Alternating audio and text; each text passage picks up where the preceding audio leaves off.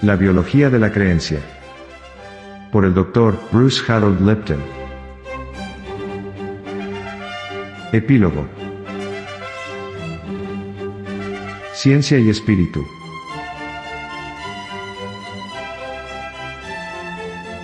La emoción más hermosa y más profunda que podemos experimentar es la sensación de lo místico. Es el legado de toda ciencia verdadera. Albert Einstein. Hemos recorrido un largo camino desde el capítulo 1, en el que me enfrenté a mis aterrorizados alumnos de medicina, y comencé mi viaje hacia la nueva biología. Sin embargo, a lo largo del libro, no me he apartado mucho del tema que presenté en ese primer capítulo. Las células inteligentes pueden enseñarnos a vivir. Ahora que estamos al final del libro, me gustaría explicar por qué el estudio de las células me convirtió en una persona espiritual.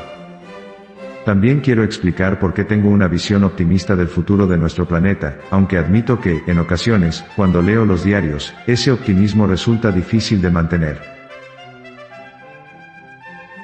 He separado deliberadamente el debate de la ciencia, y el espíritu del resto de los capítulos anteriores del libro, para darle al título el apartado del epílogo. Un epílogo suele ser un apartado corto al final del texto que detalla el destino del personaje, en este caso, el mío. La primera vez que se me ocurrió la idea que me impulsó a escribir este libro hace 20 años, vi algo tan profundo en ella que cambió de inmediato mi vida. En el preciso instante de mi descomunal eureka, mi cerebro estaba deleitándose con la hermosa y nueva visión de la mecánica de la membrana celular. Unos segundos después me sentí abrumado por una felicidad tan grande que se me encogió el corazón, y se me llenaron los ojos de lágrimas. La mecánica de la nueva ciencia revelaba la existencia de nuestra esencia espiritual y nuestra inmortalidad. Para mí, las conclusiones estaban tan claras que me convertí de inmediato en creyente. Sé que para alguno de vosotros las conclusiones que voy a presentar en esta sección resultarán demasiado especulativas. Las conclusiones expuestas en los capítulos anteriores del libro están basadas en un cuarto de siglo de estudio de las células clonadas, y en los nuevos e increíbles descubrimientos que están cambiando cuánto sabemos acerca de los misterios de la vida. Las conclusiones que ofrezco en este epílogo también se basan en mi carrera científica. No vienen de un arrebato de fe religiosa. Sé que es posible que los científicos convencionales las rechacen, ya que están relacionadas con el espíritu, pero quiero exponerlas por dos razones. La primera razón es una regla filosófica y científica conocida como la navaja de Occam. Esta sostiene que cuando se ofrecen varias hipótesis para explicar un mismo fenómeno, la hipótesis más simple que explique la mayor parte de las observaciones es la más probable, y la que hay que considerar en primer lugar.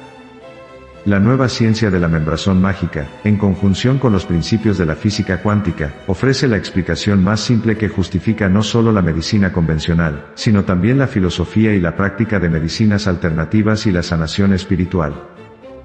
Además, después de tantos años de dedicación a la ciencia que he bosquejado en este libro, puedo asegurar que su poder te cambia la vida. No obstante, admito que aunque fue la ciencia la que me llevó a ese eufórico momento de comprensión, la experiencia se asemejó a las conversiones instantáneas que describen los místicos. ¿Recuerdas la historia bíblica de Saúl, que fue arrojado de su caballo por un rayo? En mi caso no hubo ningún rayo que llegara desde los cielos caribeños. Pero entré corriendo y con los ojos desorbitados en la biblioteca, porque la naturaleza de la membrana celular se había almacenado en mi cabeza a esas horas de la madrugada, y me había convencido de que somos seres espirituales e inmortales que existen con independencia del cuerpo. Había escuchado una inconfundible voz interior que me informaba de que llevaba una vida basada no solo en la falsa premisa de que los genes controlan la biología, sino también en la que dice que dejamos de existir cuando nuestro cuerpo físico muere. He pasado muchos años estudiando los mecanismos corporales de control molecular, y en ese increíble instante, comprendí que los cambios de las proteínas que regulan la vida son activados y desactivados por las señales que proceden del entorno, del universo. Tal vez te sorprenda que fuera la ciencia la que me condujo a ese momento de comprensión espiritual. En los círculos científicos, la palabra espíritu tiene una acogida tan cálida como el término evolución en los círculos fundamentalistas. Como bien sabes, la visión espiritualista y la visión científica de la vida se diferencian en muchas cosas. Cuando la vida les da un golpe, los espiritualistas buscan a Dios o a cualquier otra entidad invisible en busca de consuelo. Cuando la vida les da un golpe a los científicos, corren hacia el botiquín en busca de un fármaco. Solo se sienten aliviados cuando toman un fármaco como el Rolaids. El hecho de que la ciencia fuera lo que me condujo hasta esta comprensión espiritual resulta de lo más apropiado, ya que los últimos descubrimientos de la física y la investigación celular establecen nuevos vínculos entre el mundo de la ciencia y el del espíritu. Estos reinos fueron separados en la época de Descartes, hace ya siglos. No obstante, creo de corazón que solo cuando ciencia y espíritu se unan de nuevo dispondremos de los medios necesarios para crear un mundo mejor.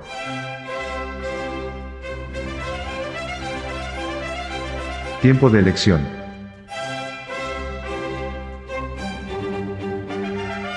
Los últimos avances científicos nos proporcionan una visión del mundo no muy distinta a la de las primeras civilizaciones, en las que se creía que todos los componentes de la naturaleza estaban dotados de espíritu. Las pequeñas tribus aborígenes que quedan aún consideran el universo como un todo. Las culturas aborígenes no hacen las divisiones normales entre piedras, aire y humanos, todo está lleno de espíritu, de energía invisible. ¿No te suena familiar? Este es el mundo de la física cuántica, en el que la materia y la energía están completamente unidas. Y es también el mundo de Gaia, del que te hablé en el primer capítulo, un mundo en el que todo el planeta es considerado como un organismo vivo que necesita que lo protejan de la avaricia, la ignorancia y la escasa planificación de los seres humanos. Nunca en la historia ha sido tan necesaria esa visión global. Cuando la ciencia le dio la espalda al espíritu, su objetivo cambió de forma drástica. En lugar de intentar comprender el orden natural para que los humanos pudiéramos vivir en armonía con él, la ciencia moderna se puso como meta controlar y dominar la naturaleza. La tecnología resultante de esta filosofía ha llevado a la civilización humana al borde de la combustión espontánea mediante el desequilibrio del orden natural. La evolución de nuestra biosfera se ha visto suspendida por 5 extinciones en masa, incluyendo la que mató a los dinosaurios. Cada oleada de extinción estuvo a punto de erradicar toda forma de vida en el planeta. Algunos investigadores creen, como ya mencioné en el capítulo 1, que estamos inmersos en la 6ª extinción en masa. A diferencia de las demás, que estuvieron causadas por fuerzas galácticas como los cometas, la extinción actual está causada por una fuerza mucho más cercana. Los seres humanos. Cuando te sientes en el porche de tu casa para ver la puesta de sol, fíjate en los espectaculares colores del ocaso. La belleza del cielo refleja la contaminación del aire. Mientras el mundo que conocemos desaparece, la Tierra nos proporciona un espectáculo de luces aún más hermoso. Entretanto, sacamos nuestras vidas del contexto moral. El mundo moderno ha cambiado sus aspiraciones espirituales por una lucha por las posesiones materiales. El que tenga más juguetes gana. Mi imagen preferida para explicar hasta dónde nos ha llevado este mundo de científicos y técnicos se encuentra en la película de Disney Fantasía. ¿Recuerdas que Mickey Mouse se convierte en el desdichado aprendiz de un poderoso hechicero? El hechicero le ordena a Mickey que haga las tareas del laboratorio mientras él está fuera. Una de las tareas consiste en llenar una cisterna con agua de una fuente cercana. Mickey, que ha estado observando cómo hace magia el hechicero, trata de ahorrarse esa tarea hechizando una escoba, que se transforma en un lacayo que acarrea los cubos de agua. Cuando Mickey se queda dormido, la escoba autómata llena la cisterna hasta rebosar e inunda el laboratorio. Cuando se despierta, Mickey trata de detener a la escoba, pero sus conocimientos son tan limitados que no lo consigue y la situación se vuelve aún peor. El agua lo inunda todo hasta que el hechicero, que sí tiene los conocimientos suficientes para detener a la escoba, regresa y restablece el orden. Así es como se describe el apuro de Mickey en la película. Esta obra es una leyenda sobre un hechicero que tenía un aprendiz. Era un muchacho joven y brillante, impaciente por aprender. De hecho, era demasiado brillante, ya que había comenzado a practicar algunos de los trucos mágicos del maestro antes de aprender a controlarlos. Hoy en día, los científicos brillantes se comportan como Mickey Mouse cuando juegan con nuestros genes y nuestro entorno sin comprender que todo en este planeta está interrelacionado, y ese es un camino que nos acarreará trágicas consecuencias. ¿Cómo hemos llegado a este punto? Hubo una época en la que fue necesario que los científicos se apartaran del espíritu, o al menos de la corrupción del espíritu llevada a cabo por la Iglesia. Esta poderosa institución se dedicaba a eliminar todo descubrimiento científico que no estuviera de acuerdo con la doctrina eclesiástica. Fue Nicolás Copérnico, un avesado político además de un dotado astrónomo, el que inició la separación entre ciencia y espíritu cuando hizo público su manuscrito sobre las revoluciones de los cuerpos celestes. Este manuscrito de 1543 declaraba con osadía que el Sol, y no la Tierra, era el centro de la esfera celeste. Hoy en día esto es evidente, pero en la época de Copérnico fue considerado una herejía, ya que su nueva cosmología entraba en conflicto con una iglesia infalible que había declarado que la Tierra era el centro del firmamento divino. Copérnico creyó que la Inquisición acabaría tanto con su manuscrito como con él, de modo que esperó prudentemente a estar en el lecho de muerte para publicar su trabajo. La preocupación por su seguridad estaba más que justificada.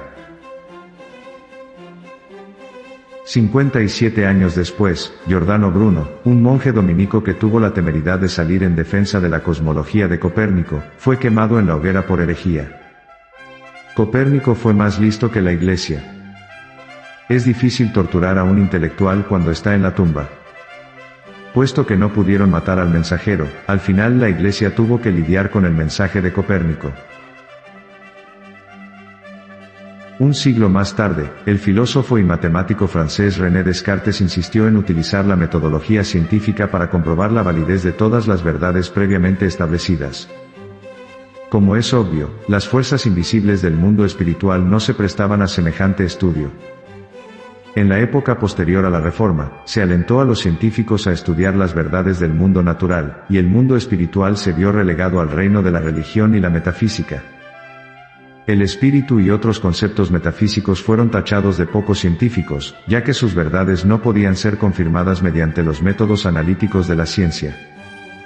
La esencia de la vida y del universo se convirtió en el dominio de los científicos racionalistas. La división entre ciencia y espíritu necesitaba un empujón y lo recibió en 1859, cuando la teoría evolucionista de Darwin causó un revuelo instantáneo.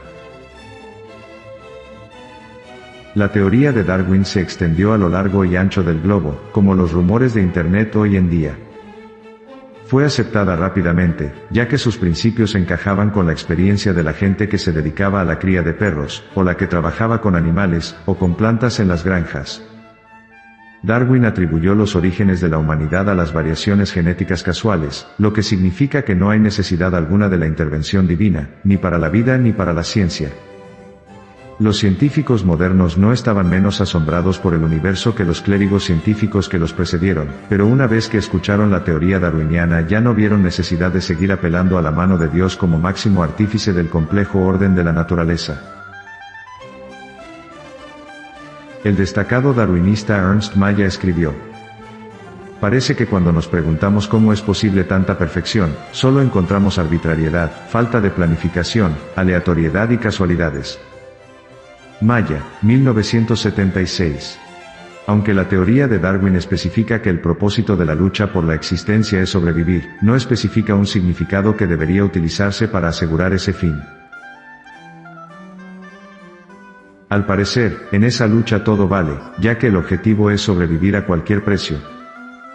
En lugar de fundamentar el carácter de nuestras vidas en las leyes de la moralidad, el neodarwinismo de Maya sugiere que vivamos nuestra vida según la ley de la jungla. En esencia, el neodarwinismo dice que aquellos que más tienen se lo merecen. En Occidente hemos aceptado que es inevitable que la civilización se caracterice por el tengo y el no tengo. No queremos enfrentarnos al hecho de que todo en este mundo tiene un precio. Por desgracia, esto incluye, además de un planeta enfermo, a la gente sin hogar y a los niños que cosen nuestros pantalones vaqueros de diseño. Ellos son los perdedores de esta batalla.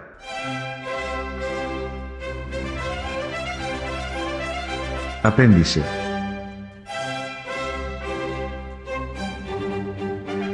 Los datos científicos mostrados en este libro demuestran cómo las creencias pueden controlar el comportamiento y la actividad génica y, por tanto, el desarrollo de nuestras vidas. El capítulo sobre la paternidad responsable pone de manifiesto que la mayoría de las creencias debilitantes que poseemos se almacenaron en nuestro subconsciente cuando éramos niños. Como mencioné en ese capítulo, existe una gran variedad de técnicas psicológicas basadas en la energía que aprovechan las últimas investigaciones sobre el cuerpo y la mente, para poder cambiar con rapidez la programación del subconsciente. Antes de dejarte signo de exclamación abierta, me gustaría hablarte de una de estas técnicas psicológicas basadas en la energía llamada Psych-KTM, porque la he probado personalmente y confío en su honestidad, su sencillez y su eficacia.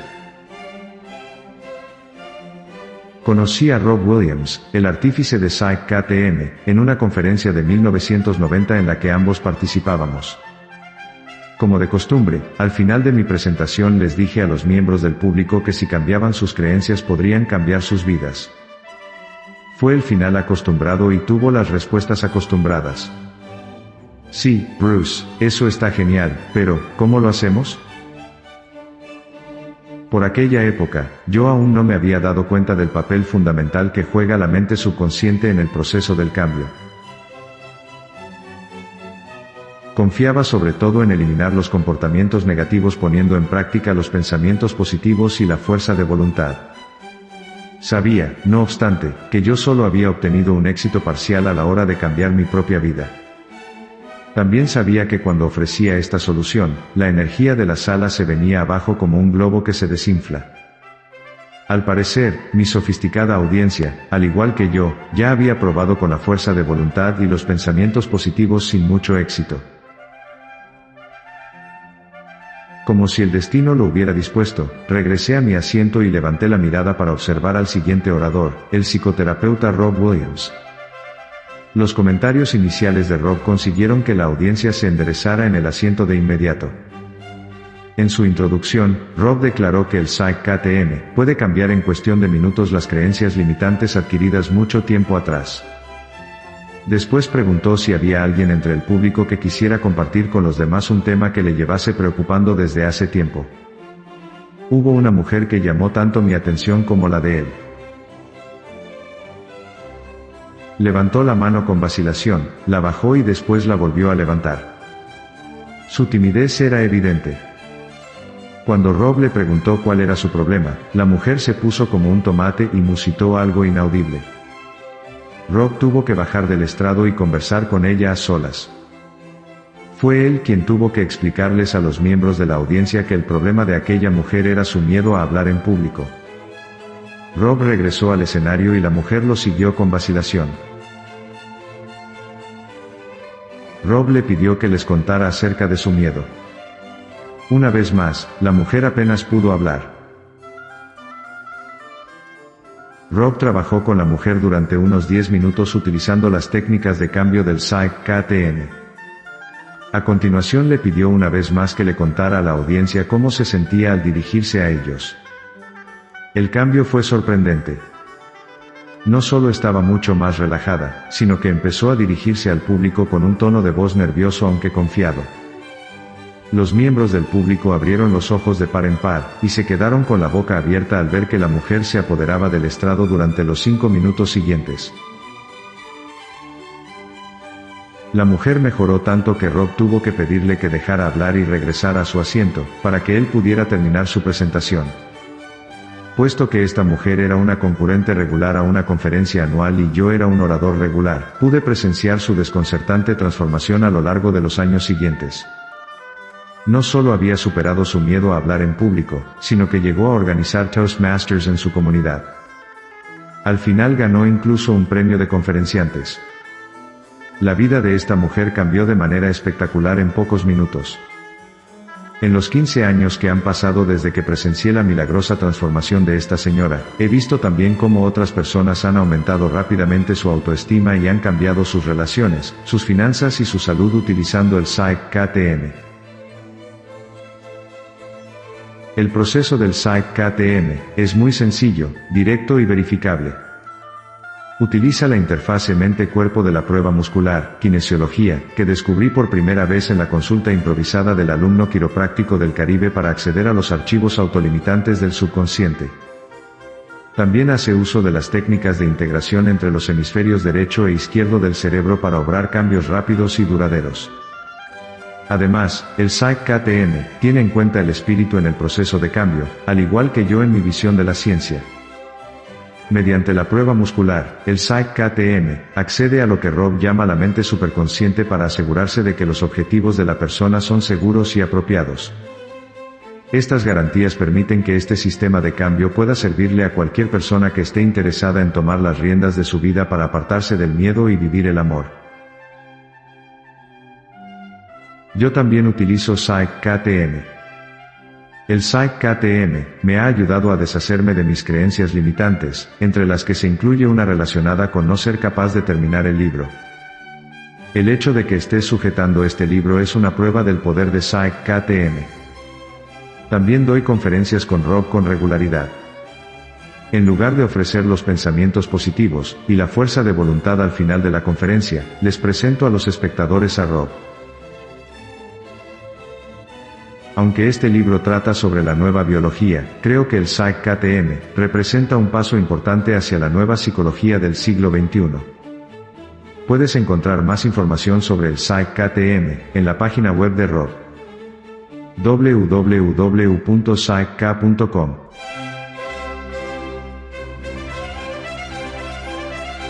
Agradecimientos.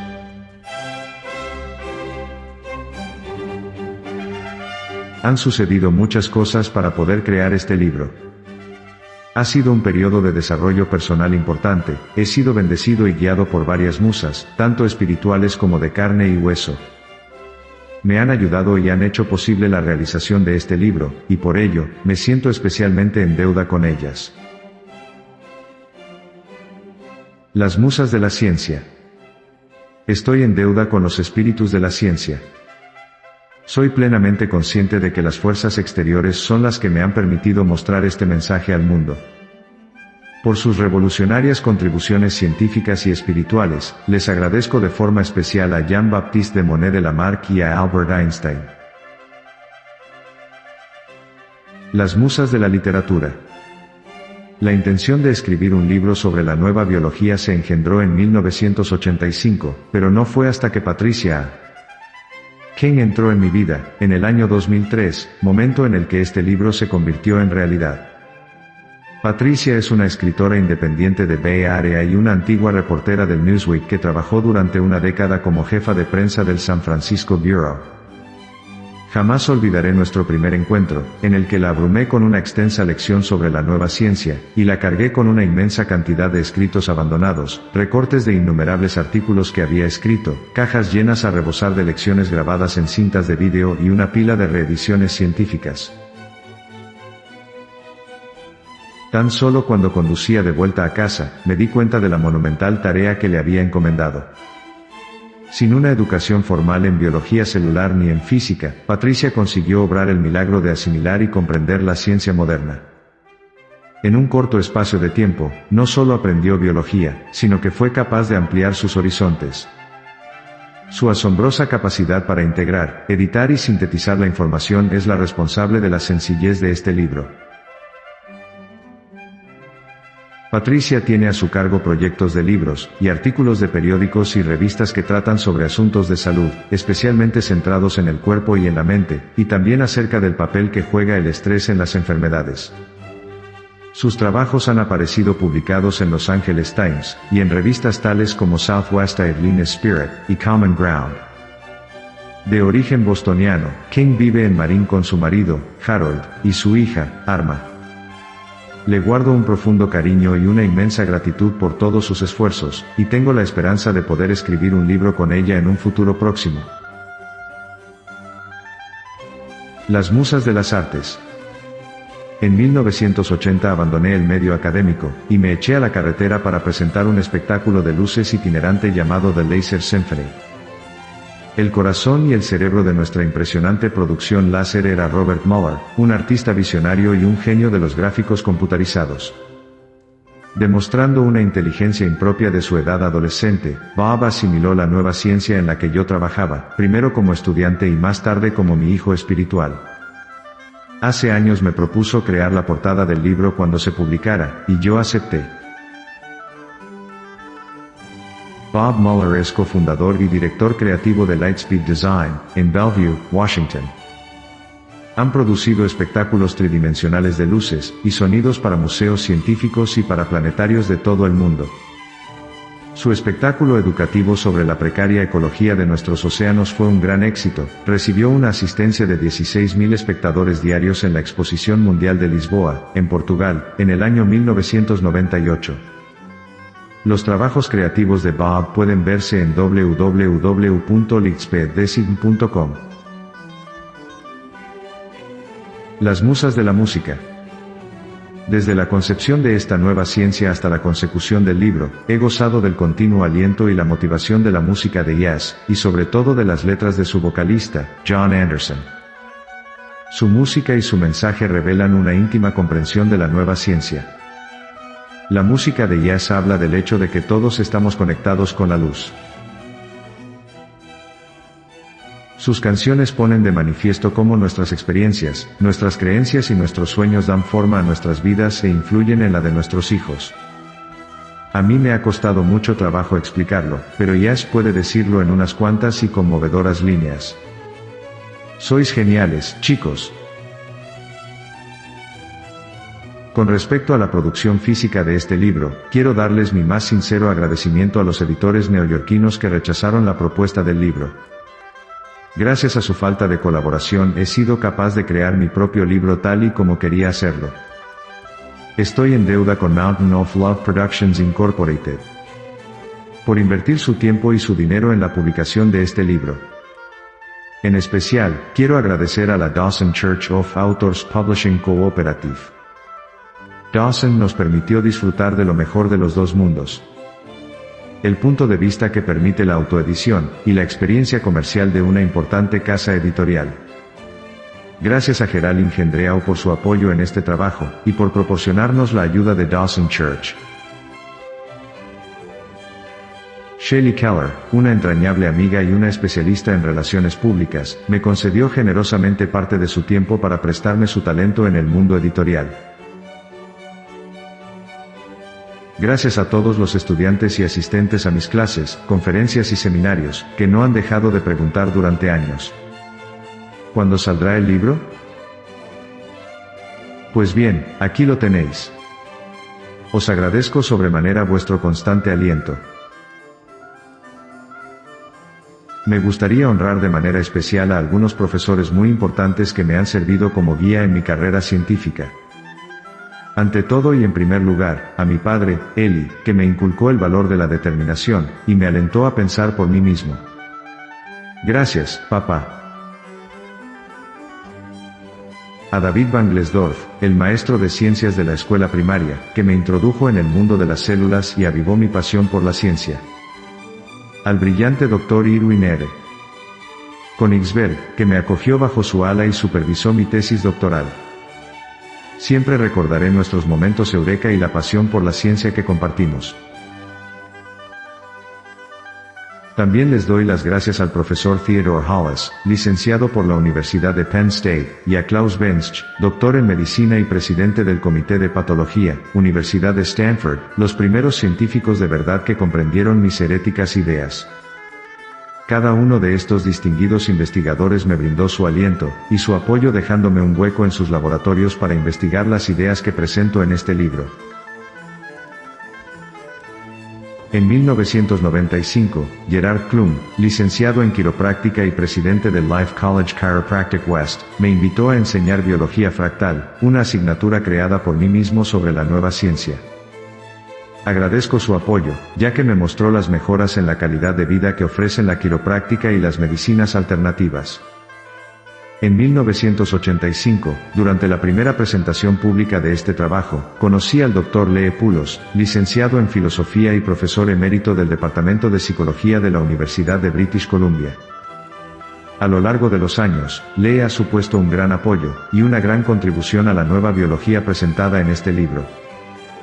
Mi compañero y estimado colega, el psicoterapeuta Rob Williams, creador de Psych-KTM, contribuyó a este proyecto tendiendo puentes entre la ciencia celular y los mecanismos de la psicología humana.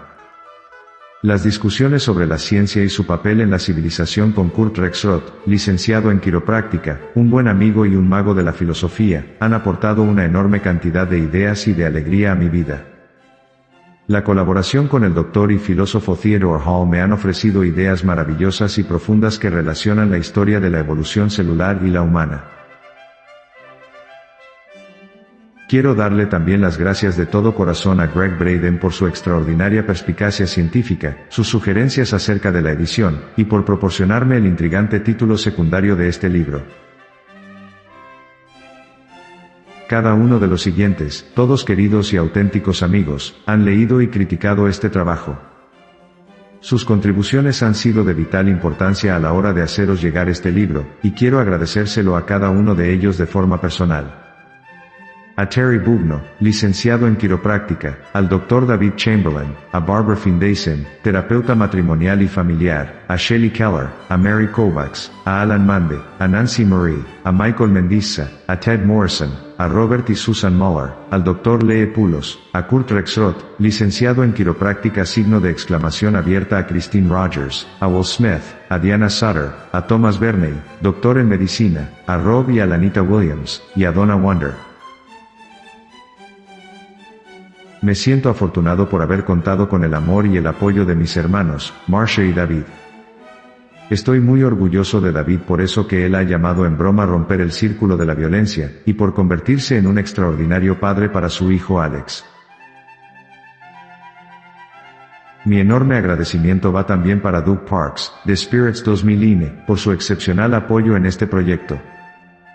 Cuando escuchó hablar de la nueva biología, Doug puso todo su empeño en llevar este mensaje al mundo. Es el productor de los vídeos divulgativos de las conferencias y seminarios, que han informado al público de la existencia de este material, y han abierto las puertas a todo el que busque una forma de mejorar su desarrollo personal. Gracias, hermano mío. Estos agradecimientos no estarían completos sin una mención especial a Margaret Horton. Margaret ha sido la motivación invisible que ha facilitado la escritura y la materialización de este libro. Todo lo que he escrito y dicho, cariño mío, ha sido posible gracias a tu amor.